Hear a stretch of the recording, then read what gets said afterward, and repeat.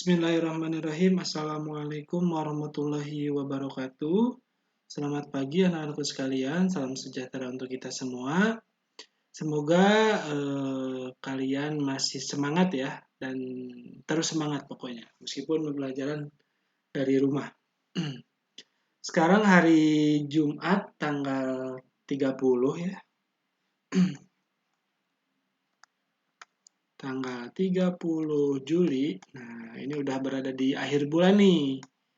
Nah, nanti kita akan masuk ke bulan Agustus. Semoga pembelajaran kita semakin baik lagi ya. Nah, pada Jumat ini, setelah kalian menyelesaikan kebiasaan baiknya,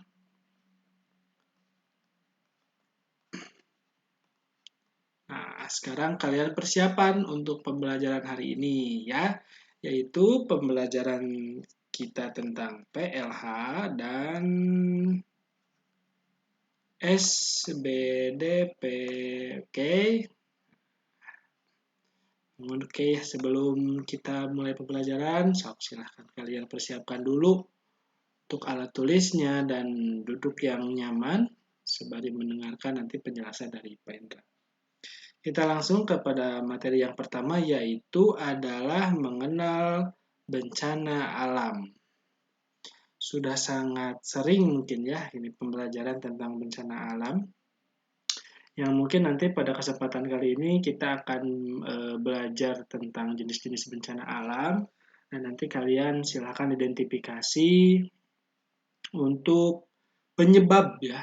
Yang pertama itu penyebab dan cara penanggulangannya.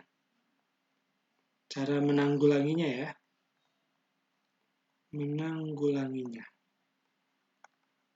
Nah, oke, nah kita sama-sama pelajari. Oke, kita lanjutkan. Nah, sebelum itu kita harus tahu dulu nih apa itu bencana alam. Nah, bencana alam itu adalah rangkaian peristiwa yang disebabkan oleh alam dan memberikan dampak besar terhadap manusia. Gitu ya. Jadi bencana alam itu harus memberikan dampak yang besar terhadap manusia. Itu baru yang disebut dengan bencana alam. Oke, nah jenis-jenis bencana alam menurut Undang-Undang Nomor 24 Tahun 2007. Yang pertama yaitu adalah gempa bumi. Mungkin sebelum lama ya kita mengalami gempa bumi yang titik pusatnya kalau nggak salah di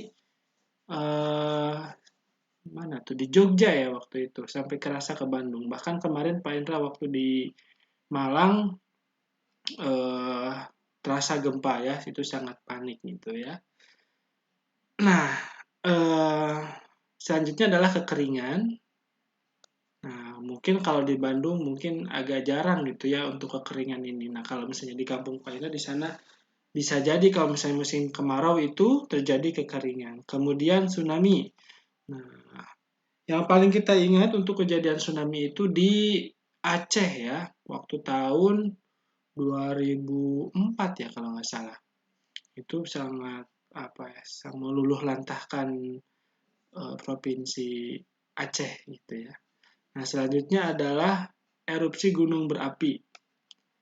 Kemudian banjir. Nah, ini mungkin nih yang sering kali terjadi di Kota Bandung nih. Apakah di daerah kalian juga sering terjadi nih banjir?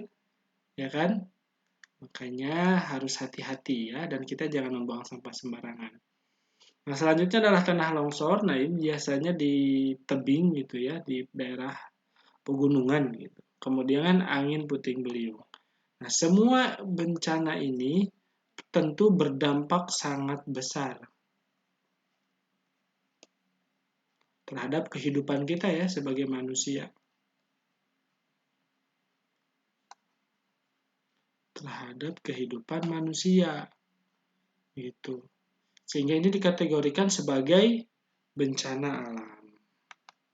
Nah, coba nih kita simak ya video ini. Saudara, banjir terjadi saat hujan deras mengguyur kota Bandung, termasuk kawasan Jalan Pasteur pada Kamis sore. Sejumlah kendaraan Nah, di terendam kota banjir. Bandung ya.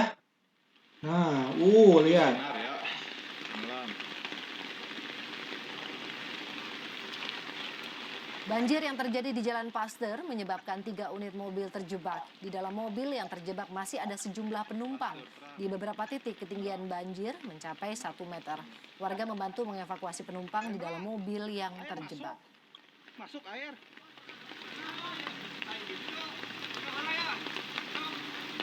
As. Pasteur, kayaan di Pasteur. Woi. Maju. Mobil, mobil. Banjir yang terjadi di Kota Bandung pada Kamis sore memiliki arus air yang cukup deras. Rekaman video amatir yang kami terima memperlihatkan sebuah mobil yang terdorong arus banjir. Nah, dah ya. Nah, itu adalah salah satu contoh peristiwa banjir yang ada di Kota Bandung ya.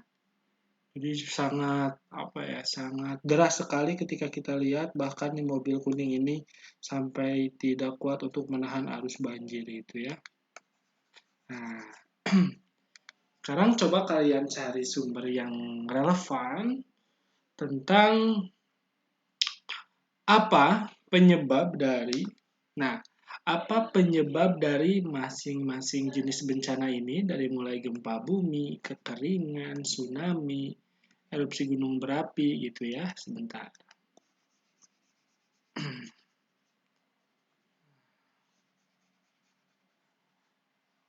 Nah, coba kalian identifikasi ya dengan sumber yang relevan dari mulai penyebab, dimulai seperti ini. Penyebab dan cara penanggulangan. Cara menanggulanginya ya. Cara menanggulanginya. Nah, di sini bencananya apa? Di sini gempa bumi misalnya. Gempa bumi. Nah, nanti penyebabnya apa? Kemudian cara penanggulangannya apa? Oke, bisa ya. Kita lanjutkan. Saudara Nah, selanjutnya adalah SBDP.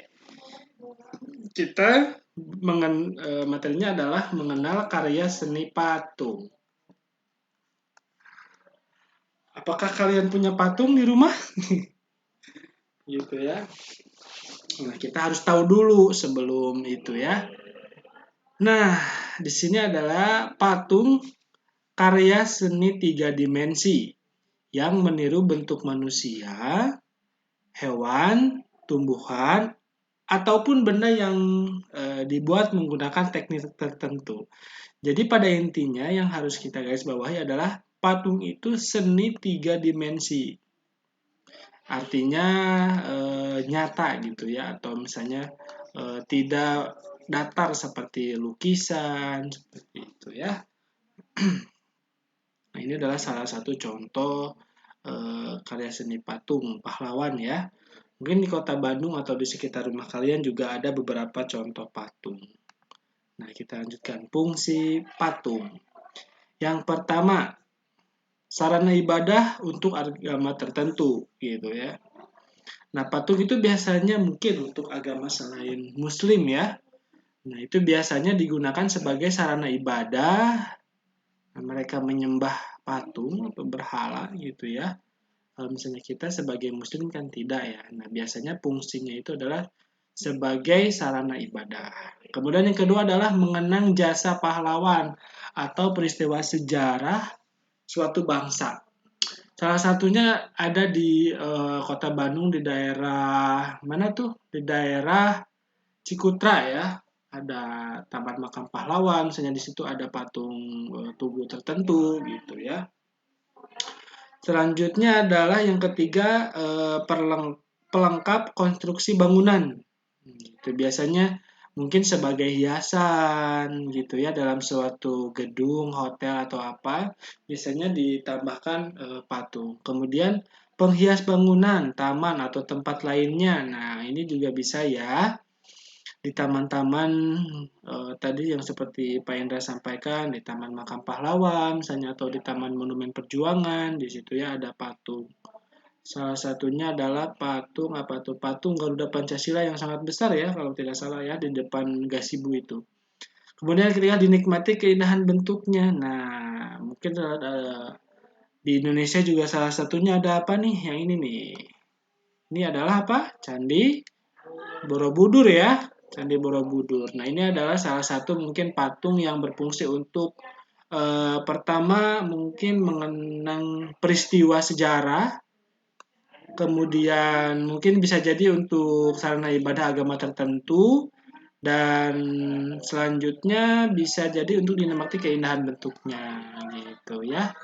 Nah, selanjutnya di sini ada Tugu Monas ya di Jakarta. Nah, mungkin kalau misalnya kalian yang sudah pernah ke Jakarta, nah kalau Pak Indra kan jarang ya, jadi nggak terlalu mengetahui tentang Monas ini ya. Nah, bisa jadi Monas ini adalah salah satu apa? Penghias mungkin ya, sebagai bentuk monumen atau misalnya sebagai ciri khas dari kota Jakarta adalah Monas. Tugu Monas ya. Kalau misalnya kita kota Bandung apa? Gedung Sate mungkin ya. Meskipun tidak tahu satenya di mana. Oke ya, itu adalah untuk fungsi patung. Nah, selanjutnya adalah alat dan bahan pembuatan karya seni patung. Yang pertama, dalam pembuatan patung kita membutuhkan alat dan bahan yang sesuai. Betul. Kalau misalnya kita ingin membuat Monas, apakah cukup menggunakan tanah liat? Oh, tidak ya, nanti akan rubuh. Oke. Nah, selanjutnya adalah alat yang bisa digunakan berupa butsir, meja putar, cetakan, palu, dan pahat serta amplas.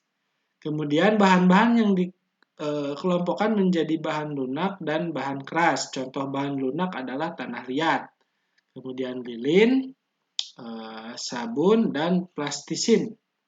Dan kemudian di sini ada contoh bahan keras yaitu batu, kayu jati ya, kayu jati dan marmer. Jadi banyak sekali bahan-bahan yang bisa dibuat untuk menjadi patung. Mungkin ada ya salah satunya di rumah kalian mungkin ya sebagai contoh ya. Nah, ini adalah salah satu contoh dalam membuat karya seni 3 dimensi ya. Ini menggunakan apa nih? Bahannya adalah bahan tanah liat, kemudian menggunakan alat meja putar. Jadi ya, nah ini nanti berputar, kemudian si